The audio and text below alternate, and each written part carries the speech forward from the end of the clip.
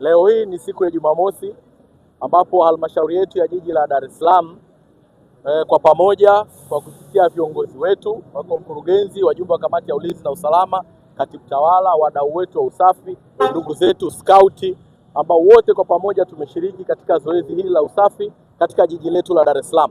Tumeanzia katika viwanja vyetu, kiwanja chetu cha ndege, kiwanja cha kisasa ambacho Mheshimiwa Rais amewekeza fedha nyingi na kiwanja ambacho kinapokea wageni wengi sana kuliko miaka mingine yoyote.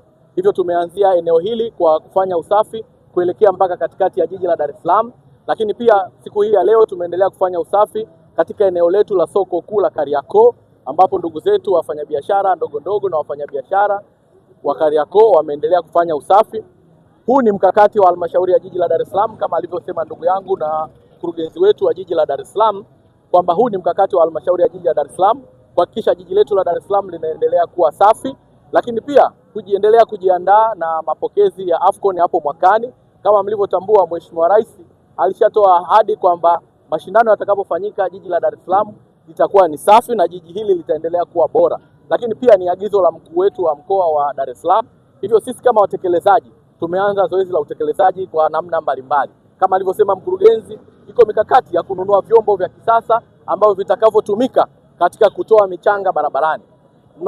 Mnatambua ndugu zangu waandishi wa habari na ndugu viongozi, hivi karibuni tumemaliza zoezi la mvua, kipindi cha masika kimeisha, tumeona michanga mingi iko barabarani. Leo hii tumeweza kupata hata unaweza kusema zaidi ya tani 4 ya michanga ambayo tumeweza kuitoa maeneo mbalimbali ya barabara. Hivyo cha kwanza tumeendelea kuhakikisha michanga yote katika barabara yetu tunaendelea kuitoa. Lakini cha pili, kuhakikisha takataka zote na wale ndugu zetu ambao wanaendelea kufanya biashara katika maeneo haya ya barabara, tumeendelea kuwasihi kwamba waondoke, wasiendelee kuweka vibanda vyao, na sisi kama halmashauri ya jiji la Dar es Salaam tumeendelea kuwatengea maeneo mbalimbali ambayo watakaofanyia biashara. Lakini kwa sababu pia kuna makampuni, lakini kuna viwanda humu barabarani, tumewaambia vyakula vyao waweke kwenye hotpot waweze kuwasambazia wateja wao katika maeneo haya. Lakini wito wangu kwa makampuni na taasisi zote ambazo ziko ukanda huu wa barabara kuelekea airport, ni watake siku ya Alhamisi wafike kwa mkurugenzi kwenye idara ya taka ngumu, ili kwa pamoja tuweke mkakati wa maboresho ya hii barabara yetu. Hivyo nimtake kila mmoja hakikisha anafika kwa mkurugenzi wetu wa halmashauri ya jiji la Dar es Salaam, au yeye mwenyewe au amtume mwakilishi, ili kwa pamoja tutengeneze mkakati wa kuhakikisha barabara yetu hii ya kuelekea airport inakuwa bora. Lakini sambamba na hilo, wakandarasi wetu ni washukuru, leo hii mmeona wakandarasi wametoka na vifaa vyao vyote barabarani kuhakikisha tunafanya usafi kwa pamoja. Niendelee kutumia nafasi hii kuwasihi wakandarasi wote kwamba zoezi hili la usafi ni kila siku. Sisi kama halmashauri ya jiji la Dar es Salaam kwa pamoja tutakuwa tunafanya kila Jumamosi, lakini usafi wetu wa halmashauri ya jiji la Dar es Salaam itakuwa ni kila siku. Wito na ombi kwa waandishi wa habari, tuendelee na mkakati huu na tushirikiane. Sambamba na hilo, waandishi wa habari tusaidiane.